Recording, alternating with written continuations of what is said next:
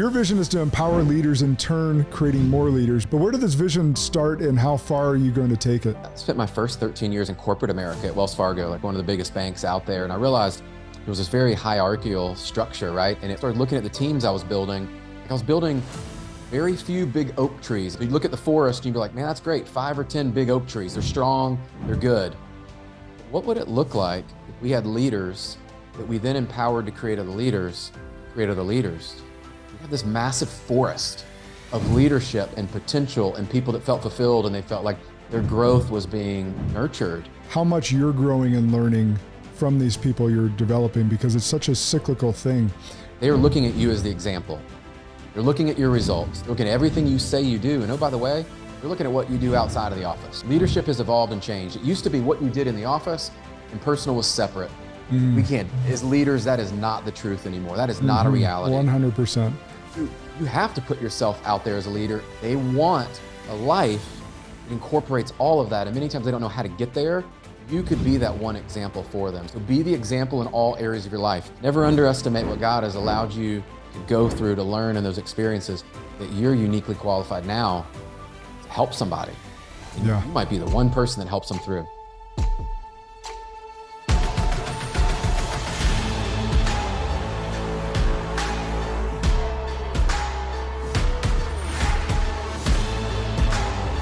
This is Sparta! Welcome back to Spartan Leadership. I'm your host, Josh Kosnick. Hey, and this is your reminder, if it's your first time here and you get some impact today, make sure you're sharing and spreading this message. And for all the loyal Spartans, continue to share that message and let's spread the impact far and wide. That being said, I hope you have your pens ready. Nuggets are going to fly at high speed today, all the way from Nashville, Tennessee, former pro soccer player, current leader in the financial industry, an influential entrepreneur, and most importantly, husband and father to 3. Welcome to the show, Brian Covey. Good to have you, brother. Covey. I already screwed it up once. Hey, man, it's not one of those that people usually, they know Stephen Covey. And so it's so simple just to go back to that. And there's a whole other story to that side of what's there. But dude, I'm excited to be here with you, man, and jam and add some value. And you're right, like grab a pen and paper. I'm feeling good about what we're going to bring. And I've been learning a lot myself. Like we were together a few weeks ago. There's a lot I've been learning in this season. So I can't wait to share that and help people wherever they are. Well, let's do it. So, hey, Spartan leaders, as you will hear today, you are only one connection, one step away from success. So let me beat the drum for you on this one. Listen in right here and now. What you take away from this conversation may be that step for you. So, brother, take our listeners through your journey from where you started, briefly to where you are today. Yeah, short version. I grew up in Memphis, Tennessee. And for people out there, like if you know Memphis at all, it's probably one of those top 3, top 5 crime rates. And what's there, what really kept me out of trouble and a lot of things there was not only my parents, who thank goodness still alive, 80 and 77 this year. My older brother's 5 years older, became a police officer. But I found my way, Josh, like my saving grace outside of my faith was sports.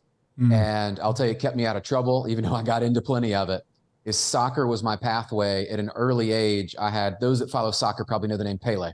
Well, yep. Kyle Rote Jr. played with Pele. He was one of our coaches at our church, got to coach me in an early age and just planted a seed of passion. Soccer paved the way for me and all the way through 3 state championships in high school, went on to play D1 college soccer. Obviously, you can read the bio and the stuff. But I share all that because that was really for me what birthed the competitiveness. It taught me discipline. It taught me how to work with other people. And all these things later as a husband, as a father, as a business leader, all of that, I take all the things I learned from those great coaches and mentors. And today, I wouldn't be where I am without my parents, without my older brother, without those coaches and mentors, which eventually I got to play some pro ball and do all of that stuff. Came back, couldn't get a job, couldn't get hired anywhere.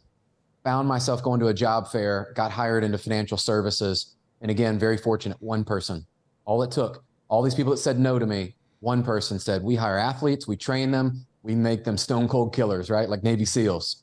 And so I took that job 22 years later, still in the mortgage, finance, real estate space, and a constant learner. And I think sports really laid that foundation for me. There's always more we can give, and there's always the next level for us to achieve. Yeah, I love that. And it was very similar to me. I chose football.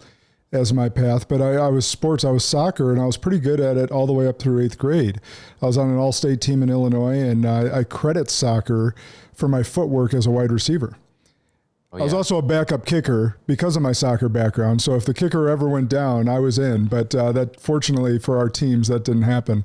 I went to school to continue my football career. I didn't go to college to play college or to go to college. So that was interesting. That competitive drive, like you mentioned, very, very similar in my regard in sales and building a business. It really helps. And then when I went on to recruiting for financial services, I looked for people just like you. So it's a really parallel story, and I love to hear the premise of your impactful why, the parents that you had, the coaches that you had. What would you say is your number one takeaway from one of your coaches, whatever most meaningful coach, whether it was the one that played with Pele or any of the other coaches that you had, something that you still carry with you today and teach the people that you lead or even your kids? Yeah, there was one coach that was with me for over a decade, coached in the Olympic development team. So I got to spend some time with the national team and all of that. And, for those that look up the stats, I was not the tallest. And so I was a goalkeeper. So imagine playing a position that traditionally is the 6-foot+ person. I didn't fit the prototype, but I remember he would say, you got to work with what you have. And if you're not going to be that person, I can't change my height, right? There's only so much you can do around that. He's like, so that means you have to master the fundamentals. Your footwork has to be better than others. Your understanding of the game. You have to be a phenomenal leader. You have to do all these other things.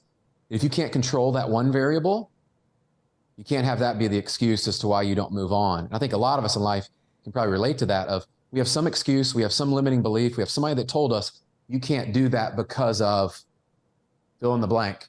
And I will say that was the thing that Richard taught me is just go out there and be you. There'll be a team. There'll be someone that wants what you have to offer. You just hadn't found it yet. And so even through my college, there were only a few schools that really pursued me at a high level, even though I'd played at national team levels, right? And all of these different accolades. You only need one. That's back to the one person, one decision, one relationship piece. Someone will value you and what you bring to the table. So control what you can, and fundamentals matter. You know this in recruiting, sales, leadership. So I go back to that, man. It's still to this day, I'm still honing in my fundamentals of communication, relationship building, understanding AI right now with technology. All of these fundamentals, to me, that's just what we do. We train. Oh, it's so good. So good. Like showing up, working on what you got. I actually, the parallel that I just drew in my head. Did you see that clip that's going around right now with Lane Kiffin and the player that he kicked off the team? Yeah. Right? Like these D1 college football players, and you have this, and the NIL is exacerbating this, I think, a lot, but you have really, really talented people that have been recruited and told that they were the most talented or the best thing since sliced bread their entire childhood. And now they get to a D1 level, a competitive level where you're competing for championships, and with big, big dollars on the line. These coaches are paid millions of dollars, and they're expected to perform. And you're expected to perform if you're getting, NIL deals now and showing up and potentially starting. You're getting a free scholarship, free ride. And this guy doesn't show up because of mental health issues. And so Lane Kiffin kicks him off the team, rightfully so, in my opinion, because he didn't respond to the coaches. He didn't show up. And, had he done that, they would have worked with him. They would have poured into him. But he just didn't show up, and now he's hurting the team. He's hurting the relationship with the coaches. And so he gets kicked off, and now he's suing. I mean, talk about entitlement and resting on your laurels and your talent instead of actually what you suggested, working hard on your fundamentals. Which one of those is showing up? As simple as that. Dude, how many times, this, like in sports, Josh, like there's still days, and I know when I was playing, as much as I loved the game, and I would be the guy out there early, staying late, doing all the extra training, there were days, and I went and visited our college the other day with alumni weekend. There were plenty of days I didn't want to show up. There were days I didn't want to do the fitness tests. There were days that you lost a game and you're like, we just have some time off. And I will say through that, and it's cliche, but it's not, because it's very true. The people that just continually show up build almost these calluses in a way, and a mindset that you go, dude, there's gonna be plenty of days I don't feel like it. But what I know about 10, 15 minutes into it, whether it's a run, a workout, training, I start to feel better. And I'm like, cool. what else am I going to be doing? Like if you can't show up, I don't understand that piece, because it's one where if you've made a commitment, true professionals show up regardless of the circumstances. You honor that commitment if you make a commitment. Yep. Yeah. And if you don't want to play, if you want to quit, you don't want your full ride scholarship anymore, cool. That's on you. And be a big boy and go have that conversation. Yeah, but don't hurt your team. Yeah, exactly. Not for everybody. So let's talk a little bit further, because you actually mentioned this briefly, and I'm glad you did, because it was a question I had. So connecting a little bit as your first career as a professional athlete, as it relates to athletes wondering what's next, for leaders on the hunt for their next big sales recruit, and as it relates to both of our personal beginnings, what wiring do you think athletes and successful entrepreneurs have in common? Oh man, I love that one. I think the resiliency factor is what athletes learn, whether they realize it or not. The more they can tap into it and understand who they are and how they were built, and understand they've already overcome injuries, dealing with pressure, dealing with people that don't want you to succeed and win, somebody coming for your spot and your position, coaches that have told you no. Like I can go back and how many stories do we have as athletes where things didn't work out the way we thought? And I remember my freshman year, Josh, we were in the conference finals with about 5 minutes left, end up tearing my ACL. Last game of the season, we're down by a goal. I'm coming out of the goal. We're putting all the pressure we can, tear my ACL. Well, I use that as an example of I had to get back before the next season, because that's November. The season starts back in training in July. You know anything about an ACL? It's not a fast recovery. Typically a full year. I mean, it is hard. And I remember what I had to do in the darkness of going in and getting my knee mobility again, getting the scar tissue out and all of that. So if you're an athlete and you've gone through those things, you've faced adversity. So I believe the most successful people in business have that background of facing adversity, and they're able to push through of what's there. Second piece I would tell you, and this as an athlete, I look for people that are coachable, because look, the best coach in the world is not the best coach in the world for everyone. The best coach in the world is the one that you're going to listen to and actually go take action. And what a lot of people forget is the mentee, if you have a mentor or a coach, it is the homework and the work you do in between the conversations and that gap that you fill, because someone can give you a piece of advice. What I've learned about successful people is, especially athletes, if a coach gives them feedback, how quick are they, one, to receive it, two, to say, I'm going to try that. And I know in my career, several times a coach would give me feedback. Hey, Brian, we need to do this versus that. Hey, I saw you doing that. When we distribute the ball out of the back, let's keep possession of it instead of you kicking it long, right? Just little things. If you can be coachable, you can go very far in life. And the third one I would tell you is there's a constant curiosity about learning. Even my professional days and today in business, what I've learned, there are people that I can look back 10 years ago in my life. And Josh, they're having the same year again. The market doesn't matter. They haven't learned. They haven't listened to podcasts. They haven't invested themselves. They're not part of masterminds. And they wonder why 10 years later, life doesn't look much different. I'm the first one to tell you, it's like the risks I took, right? The risks I've taken, you've done them. I've put money on the line. I've put time on the line. I have, in many ways, just put a bet on myself to say, I'm going to figure it out. And you go before you're ready. And so I share all that because you have those skills today.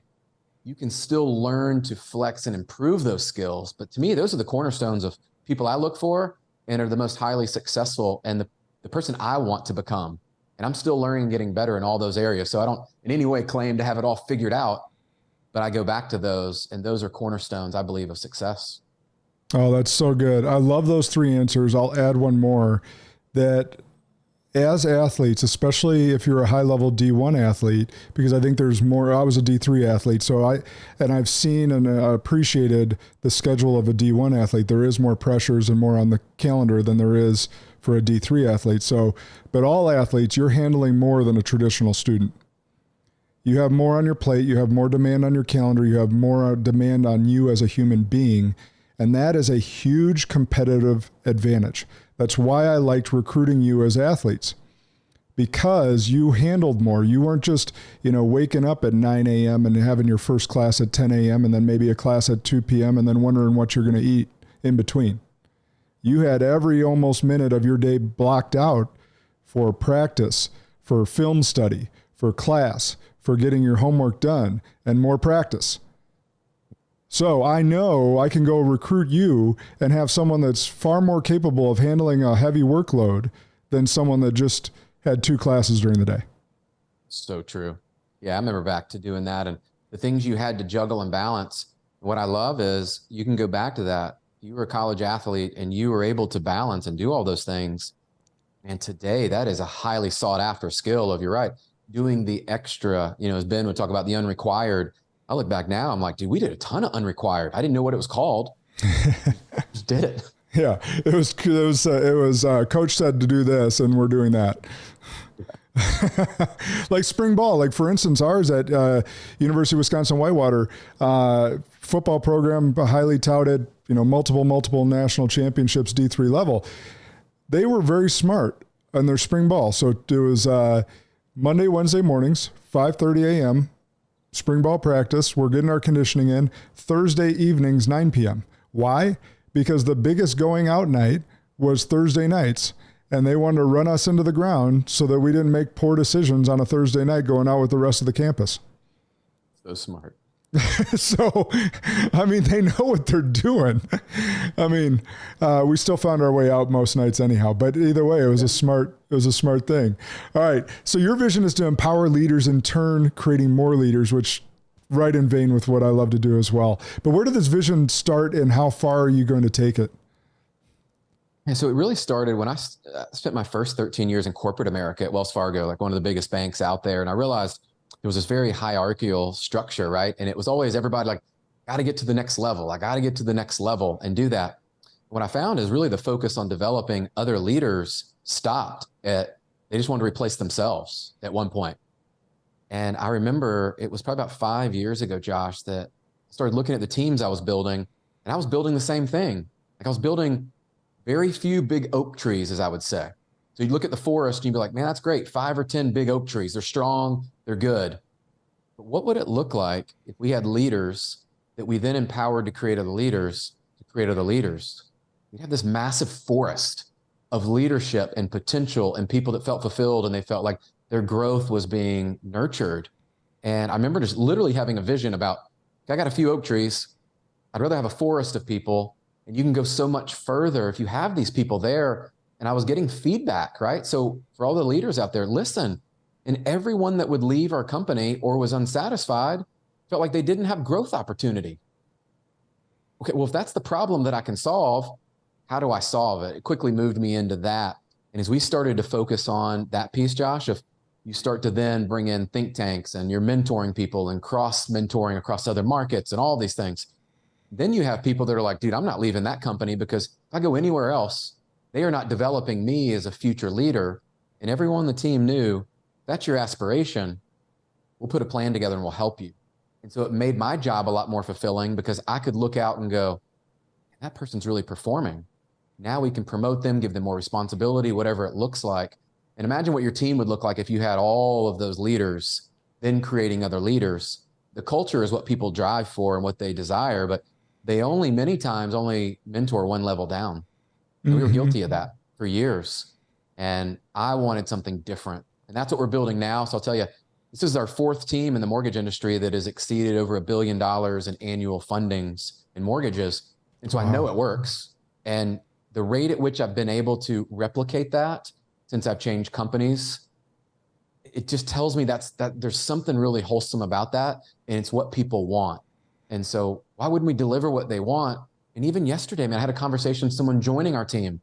The number one reason they're joining, they have no one that's working with them on their personal aspirations and goals of where they want to be in 5 years. Well, we should solve that. And you can, and it's so rewarding when you do solve that. So that's actually a good segue as how much, like what percentage do you feel like, I don't even know if you can put a percentage on it, but like how much you're growing and learning from these people you're developing, because it's such a cyclical thing. Whereas some leaders that are still a little undeveloped themselves don't realize that they're feeding a power system that's going to actually come back to them in ways they'll never expect, because they're adding, fuel to a fire that they don't even know exists yet, that's going to just feed them so much positive juice over time. So if you could speak to that, I don't think you can probably put a percentage on it, but I'm just thinking how much more rewarding it is, and feedback and learning you get from those people you're developing. Yeah, two things come to mind. I don't know the percentage as I look at that, but being the example, and I know you get this, like, Ben will talk about setting the standard, and that's something we actually incorporate in our language. I believe today, the number one thing any leader that's listening today is people, even including your kids, by the way, they are going to listen and watch what you do. You can say what you want. You can post on social and put your highlights and all the stuff. But here's the deal. When you're having that one-off conversation, somebody's down, or you got to have a difficult conversation with someone, which I had to earlier today, or you got to help somebody that's not really in a great spot, they are looking at you as the example. They're looking at your results. They're looking at everything you say you do. And oh, by the way, they're looking at what you do outside of the office. Leadership has evolved and changed. It used to be what you did in the office, and personal was separate. We can't, as leaders, that is not the truth anymore. That is not a reality. 100%. You have to put yourself out there as a leader. I believe if you want to engage and actually have relationships with people, because as your organization grows, the reality is you don't get as much of that one-on-one time, but they are watching what you do. So be the example in all areas of your life. That's why a lot of times fitness for me, I talk about my faith a lot, talk about my relationship with my wife and my kids. And I actually put that out there because I want to give people permission on my team to say, Brian's leaving early on a Thursday to go watch his kids play soccer or baseball or whatever it is. I should go do that. That's where I want to be. And so I'm setting an example for them more than what is just in the office. And so as a leader, I would just invite you to consider that. They want a life that incorporates all of that. And many times they don't know how to get there. You could be that one example for them. So I think about that as one. Two, my coach and I, this is just new for me. We're going through this. We've hired a lot of teams this year, about 40 different branches, right? And so, Josh, we had this conversation last week, and I'm working through this now. And he asked me a question. He goes, Brian, why did they all join? And I rambled off, well, they joined culture, leadership, products, we get their loans closed, all this kind of stuff. And he's like, do you know that for sure? Have you asked them? No, I haven't gone through it. So we're actually going through a process right now. We just sent out a survey to our team, and we're going to go through, and we're actually going to get the order. Interesting enough, one of our top producers sent me an article this morning. He's like, hey, here are the top 5 reasons people said that they're changing mortgage companies. Those align with me. That's it. Oh, so what I'm sharing here, and why I share this with you is, as a leader, what I believe is we need to ask better questions. We need to understand the data and understand emotionally, why did people join your organization?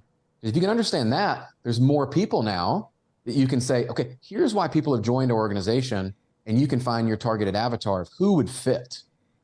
The second part we're moving into after that, Josh, is we're going to find out, okay, now that you've told us why you joined, you've been here for over a year, why are you staying? Why have you committed? Why are you still here? We need to understand those dynamics. And as a leader, this is a growth area for me of, I got to slow down sometimes. Like, the numbers are great, scoreboard's great. As a leader, you need to understand the trends so you can forecast the future and actually make sure your vision is aligned up with what you're executing today. And that was a little hole in my game where I was like, dude, thank goodness I have a coach that pointed out, in a way, a blind spot of, it's great you have all these results, but if you don't know why you're having results, you can't really replicate them. Dude, those 2 answers are so good. I want to chime in on both of them because so good. So this last one, whether you're a leader or an entrepreneur, which, by the way, if you're an entrepreneur, you are a leader, just depends on how many people you're going to lead throughout your team or your community or your family, whatever it may be. But you have to know why they're attracted to you. It helps to find your marketing message. It helps to find your core values. It helps to find so many things in your organization. So for me, where I found as I moved out of financial services into coaching purely is the people that are most attracted to me. And you mentioned this with leading by example outside of the office is they're already successful. They're already successful in their business or in financial service or whatever it may be. The reason they want me is because they want me to help them with something else that's missing, their fitness, their mindset, their marriage or relationship with their spouse or their kids, or spiritual sense. Like, they're already successful and they see me living a rounded life and want some of that as well. And so I found that, and it was interesting, but it took me a little while to find that. And you also, like you mentioned, have to ask the question. Because if you don't ask the question, you're just going to guess. And then you're going to you're going to, swing and miss on several, whether it's a marketing strategy or a message you're trying to deliver to the team, you may just miss. So, and then on your lead by example, something came to mind because you glossed over it really briefly. And I think that leaders are really sometimes struggle with this. You mentioned that you had to have a difficult conversation just this morning. And so, but then you have the rest of your calendar, including this podcast, where we're both trying to have as much impact as possible. How do you compartmentalize? Because there's always emotions when you have a difficult conversation. If it's terminating someone, I've been in these positions where I got to terminate someone at 9 a.m. and then I got to mentor someone at 10 a.m. and that person at 10 a.m. deserves my best. So how do you as a leader, as a high functioning leader, compartmentalize so that you make sure that you're giving your 10 a.m. your best? Oh man, I love this one. And this is one I teach quite a bit. I was blessed. I'll just share this. My dad was a psychologist. So I grew up with visualization and him teaching me things, sports and all that relates to business today. The two things that I go back to that actually work, these are tactics. One is every meeting you go into, you need to set your intentions. What's your intention for the conversation? What are you hoping to get out of it? And ask the other person, what are their intentions? If applicable, right? If you're terming someone or something like that, obviously the intentions you're not going to ask for that. But if I'm having a collaborative conversation with someone or I'm coaching them and it's in more of that arena, I'm going to ask them, hey, what are your intentions for today's call? I want to make sure you get the value and what you want out of the call. So I come in with intentions of what I like this to look like. And even sometimes, Josh, I will stop, visualize the call. I'm actually thinking about what could go wrong. What are any interruptions that could happen? What are some things that I haven't thought of? And just start to mentally map it out. So I've played a movie in my head. So when they ask a question or I'm there, that's where I am, which kind of leads me to part two. One of my mentors told me this is be where your feet are. Be where your feet are. What that means, whether you're with your kids, you're with your spouse, you're with a team member that is there, you need to be there. Like right now, us. I don't have other screens up. I don't have my phone open. I'm not worried about what's going on. And as you work this muscle, that intentional focus that's there and you're where your feet are, you actually get better at it. And so I've actually worked on that, working out. I saw someone this morning, Josh, I felt so bad. Like they're over there checking their phone in the middle of the workout. And I talked to him afterwards and I felt so bad. I was like, hey, I don't know what's going on. I hope everything's okay. But I saw you checking your phone. Like, is everything all right? Like they couldn't even stay focused in the workout. They had to go check something. Sure enough, by the way, I share this because it wasn't anything important. There was no one like in the hospital or one of those things that you thought. They just went over there to check the phone. They're like, oh, well, just checking my phone. Guys, if you're in a workout or you're somewhere, use those opportunities to be where your feet are and actually focus on what you're doing in that moment. When you're done with it, move on to the next one, right? And I will say one of the schedule hacks is I really have worked hard on not doing back-to-back things like you talked about there. I will try to have at least 15 minutes, maybe 30 minutes in between so I can make some notes. I'm a note taker. And if there's something that needs to get done, one of those productivity hacks for me is if we leave a call like this, or there's a call that I've had with a team member and something needs to get done, I like to go ahead and just do it. Immediately. I'm not one of, hey, let me do it later. Let me do it tomorrow morning. I've just found, again, this is me, and I get a lot of stuff done like you do, a lot on my plate. If I go do it now, I can move on to the next thing. Free in your mind. Yeah, clear. Exactly.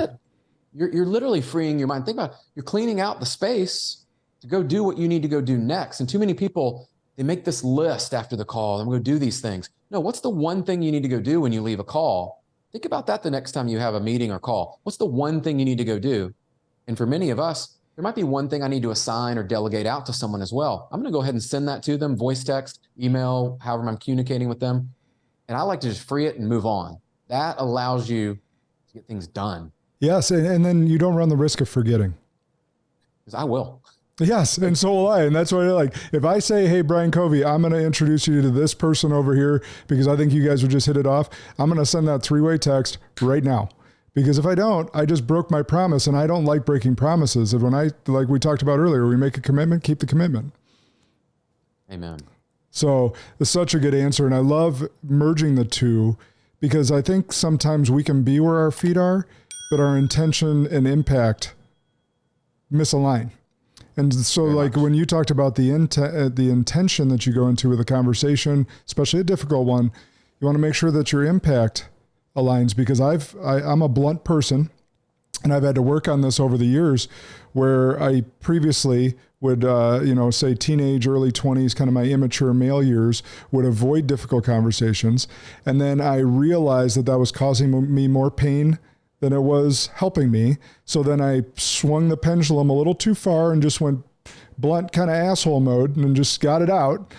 and then I had to swing that pendulum back a little bit to the middle and make sure that if my intent and my impact missed, like I noticed someone in the conversation took that the wrong way, or I hear later that, hey, I might have hurt their feelings, I got to circle back and make sure, hey, here was my intention. I realized that might have came off a little harsh. That was not my intent. I was trying to get this point across to help you, to help grow you, to make sure you don't make that mistake again, whatever it was.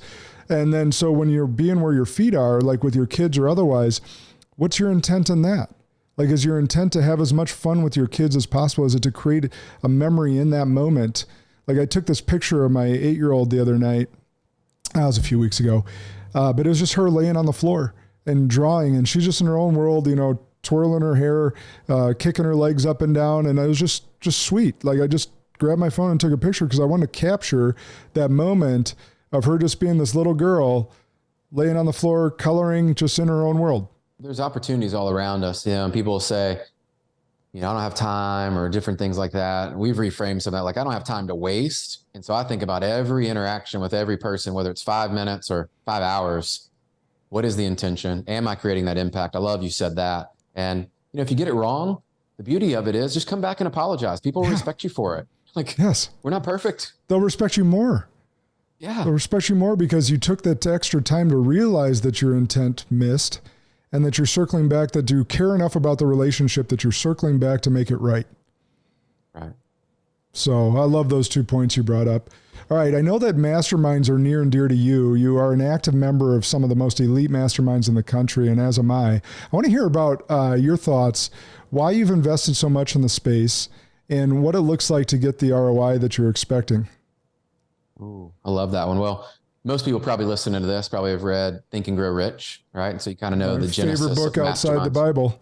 I've mentioned it often. Like, I know I was going to say, if you look at the Bible and you look at, Jesus had 12 disciples and you got all these things there and you go, okay, there were masterminds like that Jesus had, and you go, in Think and Grow Rich, you see where people are. And what I have just learned, and success leaves clues. We've heard that, but I love to study patterns. What I've realized in my own life, when I'm around people that have high integrity, high standards, they're working out well, they're achieving in business, they're spending time with their family, loving on their kids, I'm more likely to be like them. When I hang out with people over in another group that are different than that, whether we think so or not, we are being influenced by everything that we're intaking every day. And that is the people that are around you. And so, a few years ago, Josh, it was probably 7 years ago, I realized I wasn't winning in all the areas. It was this big epiphany of like, been married at that point almost 14 years and got 3 kids, one just born. We have an 8-year-old as well as our youngest. And I'm thinking, dude, I want to be better. Like, I had this urge, but I don't know how. I don't know where to start. So I started with a little bit of coaching. I went to my first mastermind and got exposed to what it even was. And it was a group of just married businessmen with kids. And I was like, cool, these guys get it. They're all high performers. We're all broken in a lot of ways, trying to figure stuff out. We've all made a lot of mistakes. I was like, these dudes get it. And they're actually willing to talk about it. Some of them were much further along than me. Some of them had been through divorces, and I knew I didn't want to get divorced. That was one thing. I was like, listening to them, I'm like, I don't want to go through that. I want to become a better businessman, better husband, father, all these things. So I will tell you, the mastermind piece is not just business. There are some out there for that. What I've learned for me is the exponential growth is when I become a better dad or a better husband, it always leads over to being better as a leader in business. And people want to follow someone that they look up to and admire and trust. Yes. I need to become that person. And I wasn't that person. And I remember, Josh, going through that, there were several moments where I was able to get to self-reflect about, okay, here's where you are. And Brian, you want to be over here. You're not guaranteed 5, 10, 15 years. It's not guaranteed. Who do you need to become today? And I started living one day at a time. And that for me was a big mindset shift because I was a big planner. I love to think about seasons and like long term. And I remember my coach was like, Brian, it's one day. One day you need to win at a time. And I know Ed talks about this some too. And it's like, seems like a small shift, but I guarantee you there are people listening to this today that you're like, I don't think that way. Like maybe I'll start next week or I'll do that then. Man, when I started attacking my days and one day at a time and I started getting better, my circle started to get better. I started to attract better people into my life. So from a recruiting standpoint, when I joined these masterminds, I started to connect with people I never thought, and businesses were formed over the last few years. Josh, I never knew these people. They wouldn't have done business with Brian 7 years ago, 5 years ago. And I'm looking at now the masterminds that I invest in. It is very much like a business development marketing strategy in the sense of I'm developing cool relationships with amazing people that I can learn from. I can also impact now. And what I've found is that just starts to attract better people into my life. Mm-hmm. What a way to live, to be around those people. And some of them, I'll be candid, I've outgrown. Yeah. And so I'm always looking for who are the people in the room that I can learn from? And then who are the other side of the room that I can help? You should always be looking at both sides of that. Don't join just for what you can get. Join for what you can give other people. And that will also be a growth engine. I think a lot of times people join, man, I can join this cool group and I'm just going to get and take from them. And when you join these groups, you need to be intentional about the fact that you need to be someone that gives to other people. And it might be in areas you're not thinking. Give way before you even expect to get. And it'll circle back so much more. That's why we go to these. Is I always look at it, and I believe God put you in those rooms and those unique conversations. Even the last one we were in, was having some conversations with two people in particular about family, about being a dad and expecting kids, more kids, what it was like. And I realized, oh my gosh, I'm further along in that journey. I can provide some expert testimony. Yeah. I was like, well, I wouldn't have thought that was the reason I was there. This is more of a business, mindset, performance, and all this stuff. Never underestimate what God has allowed you to go through to learn in those experiences, that you're uniquely qualified now to help somebody. And you might be the one person that helps them through. Yeah, 100%. Oh, I love that. So your ROI is more coming from how you evolve as a person than an expected business return, which I think is the way to look at it, because you're going to get the business return as you become a better person. If you thought about this, I bet you have. I just want to talk about it out loud with you because so many people do not think about this. But if we've met, let's just say 1,000 people in our lifetime, which I know for you and I has got to be way more than that. But if we've met just 1,000 people in our lifetime on average as a human race, every single one of those people has a different perception and relationship with you. Based on how you showed up or are showing up for them. So you think about what you just said and how you're evolving as a person, and you wouldn't have gotten these people as clients today 7 years ago if you haven't evolved. That's what made me think about it. How have you thought about that? Because I think about that often because it's part of the reason I don't show up to my high school reunions. I didn't like who I was then. And therefore I bet some of those people there don't like who I was there either. I was like, I'm so far past that I don't even want to revisit that person that I used to be. You look back at who we all were, and if we're all honest, growth should be happening every day. Like you might not be able to measure it and quantify it every day, but over enough days, you should be able to. And I think about that too, man. And I'll add this, Josh, I think about this part is who I need to become to be the best dad and best husband is first and foremost for me. That's where I've set that, and like who God created me to be. Yeah. I look at, man, okay, what you've given me opportunities with, you haven't given everybody. And mine are different than yours, different than someone else. It is really my responsibility to show up and to share those gifts with other people. And I think about it this way of there are now opportunities for people that have more impact that I can impact. And what I mean by that is, let's just take 7 years ago. Maybe I could hire someone that their sphere of influence was 100 people, just for numbers. The people that I'm now around are probably more like 1,000. What would it take for me to be able to connect, mentor, coach, work with all that people that have 10,000, 100,000 people? that they can now impact, right? So that kind of butterfly ripple effect people talk about, that came to mind because a lot of us are playing too small right now. And the reason why we're not making more impact than we want is because we're not that best version yet. And we need to do the work to get there. So I think about that. And even the company I'm in today, I think about today, and how many people can we impact directly that then they can impact people? And as your capacity grows in this, how many thousands, hundreds of thousands, millions of people does God have planned for you that you're just not prepared yet? And so that's why it goes back to the training we talked about early is I can't skip over that one. Like you got to train every day. You got to get better every day. Yeah. Or that opportunity, maybe you're just not prepared for it and it goes to somebody else. Had John Maxwell not ever left his church in Indiana, we wouldn't know John Maxwell today, and he wouldn't have impacted millions and brought millions to Christ or even a better relationship with Christ, even if they already knew him.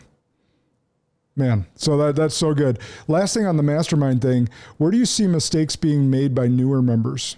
And on the flip side, what are the veteran members doing that advances them even further? Because you and I are both veterans in that space. I love that. They're not engaging with people after the mastermind, the event.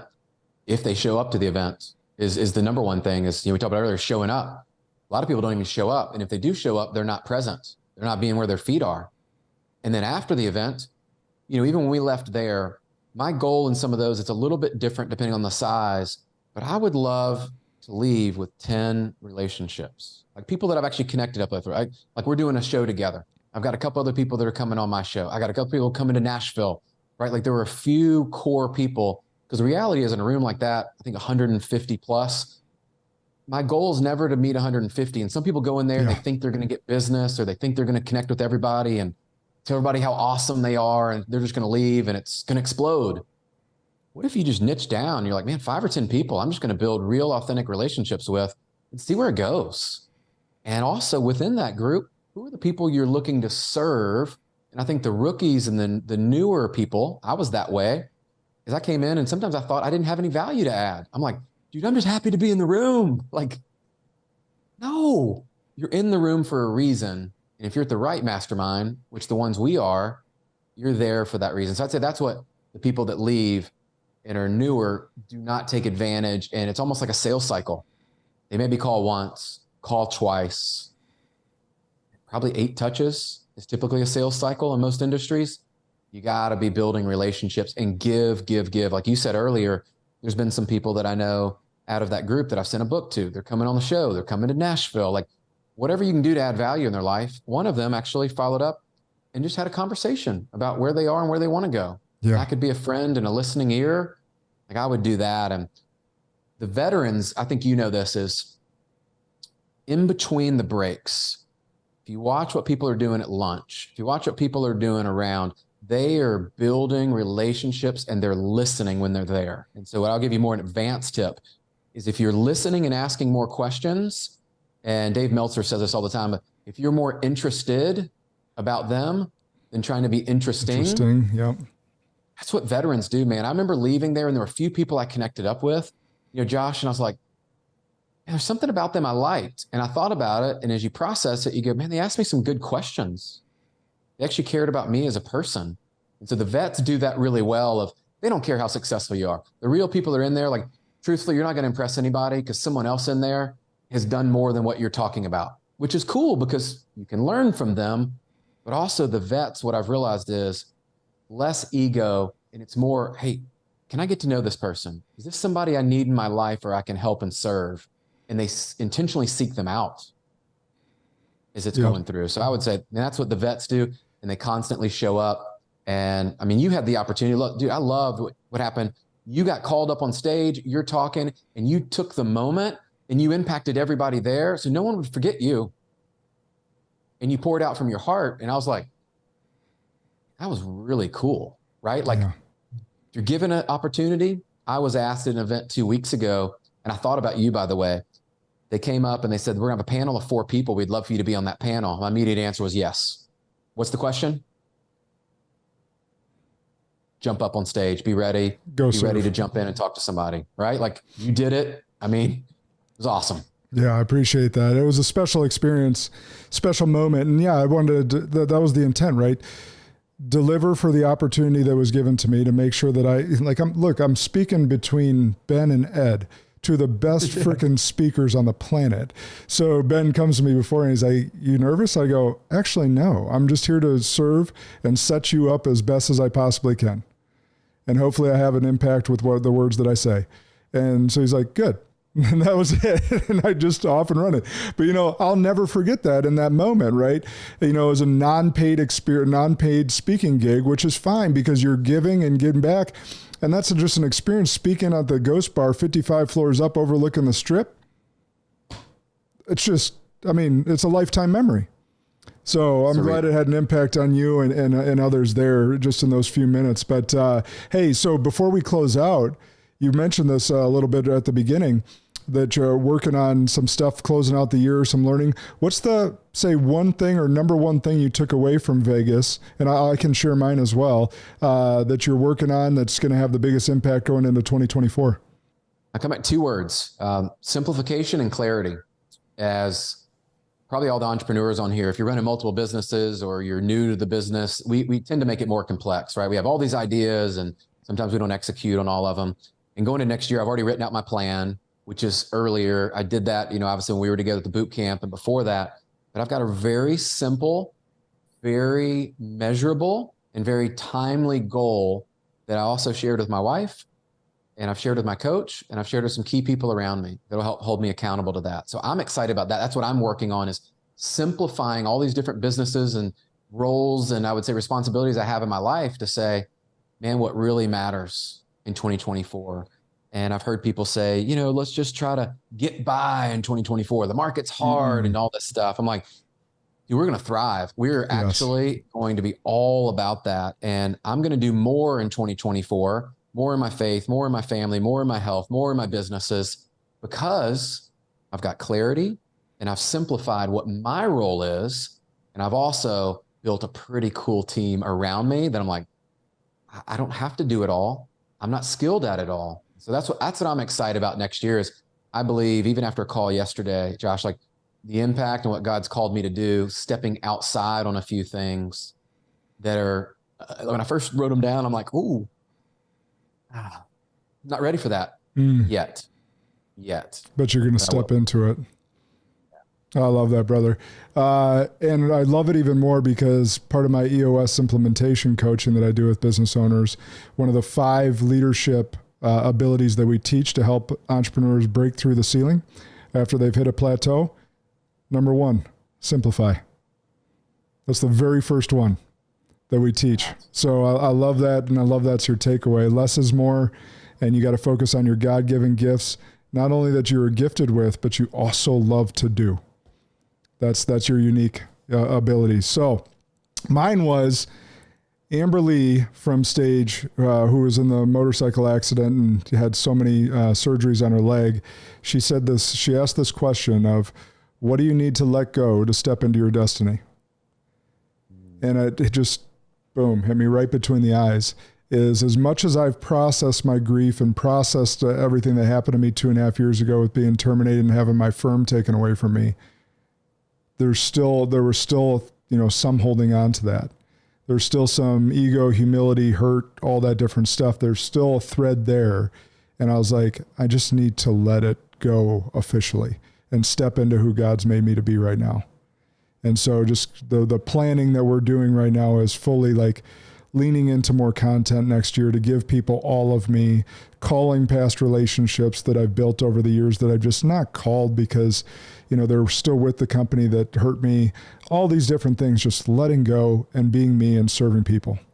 I went through somewhat similar experience and I remember I held on to it longer than I should have. And so, I think a lot of us can probably relate on some level of that. If we stay in that too long and the sooner we can move forward, the beauty's on the other side of it. 100%. All right. So in ending, talk to you a little bit about this, about unpopular beliefs. So what's an unpopular belief that you hold to be true that most others would disagree with? I thought about this one, and one of the beliefs I had, and I'll just share because this was one that I had that was probably unpopular, is that successful people were always the ones that were given something, or they were just lucky or did something unethical or corrupt. And I look back at that belief, and I can't really point to, I don't know anyone that did those things, right? Like, I don't know anyone that was successful because of luck. I don't know anyone that was corrupt that was successful over a long period of time. And I hear it still today from people, Josh, they're like, yeah, they just caught a break, or yeah, that's just for them. That's not for me. And I think it's unpopular because people don't want to face the truth that the reality is you are where you are because you did the work or you didn't do the work. Your life today, if you look back over 90 days and 6 months, it's truly just a byproduct of what you were willing to do and actually the work you put in. And so I had a belief, unfortunately, that was not serving me, other than it made me feel like, well, that's why I'm not where I want to be. And I will just tell you guys, if anybody has that belief today and you see people and you're like, well, they're only there because of this or because of that, that is such BS and excuses that we allow to come in.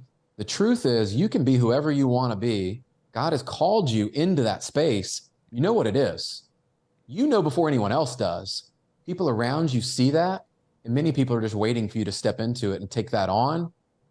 And think about all the people you could inspire. You actually stepped into that and became that person. I know in my journey, Josh, one of the things that keeps me inspired is the word I would use, is I'm sure like you, like people will drop a note or a text or something and go, man, I just want to thank you for that message. That really resonated with me. Even yesterday I was teaching a class with a friend about brand building, and I got into more of the personal side of it and how you can impact people. And someone messaged me. They're like, dude, I never thought about it that way. I've been so focused on the business and the ROI and this, that, and the other. And I'm going to start just serving people and helping people. And it's like, what? So you never know what's going to happen there. But man, that belief, thank goodness I've squashed that and moved forward into the truth. And I think that's what God calls us to do. When you have that new information, new truth, go all in. I love that you had that epiphany, because I think that's actually something that's bred into our society now. I think it's permeated into our society. And again, I probably can't trace it back to any particular thing, but I do remember growing up and my dad being able to point to someone in a small town and be like, hey, driving a nice Cadillac or whatever it may be. Oh, they own this, this, and this. They worked their tail off and built this beautiful business. Nowadays, that gets talked about like, well, they must have done something corrupt. Well, that's that rich guy that is greedy and blah, blah, blah, blah, blah. Like, no, you're getting taught the wrong message. We're being taught the wrong message. The kids are. And so, I don't know where it came from, but I love that you had that epiphany, and now that it does, know that it doesn't serve you, and have stepped into your own greatness and are leading, hundreds of people and having a huge impact through your business and your community and your family. Like, now you get to shine. And so will anyone else that lets go of that belief and chooses the path that you've chosen. So that's awesome. Challenge those limiting beliefs. I found once you can actually claim it and call it something, and then you get new information and you really determine if it's real or not, there's some power there. Yeah. Oh, so much so. So much so. You want better answers, ask yourself better questions. And too often we're not sitting in our own silence and sitting in our own, for lack of better word, shit, and asking ourselves some hard questions to get some better answers.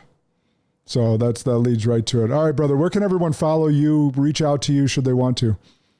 Awesome. I hang out on Instagram a lot, and it's the Brian Covey, since someone had Brian Covey there. So the Brian Covey. Also Facebook.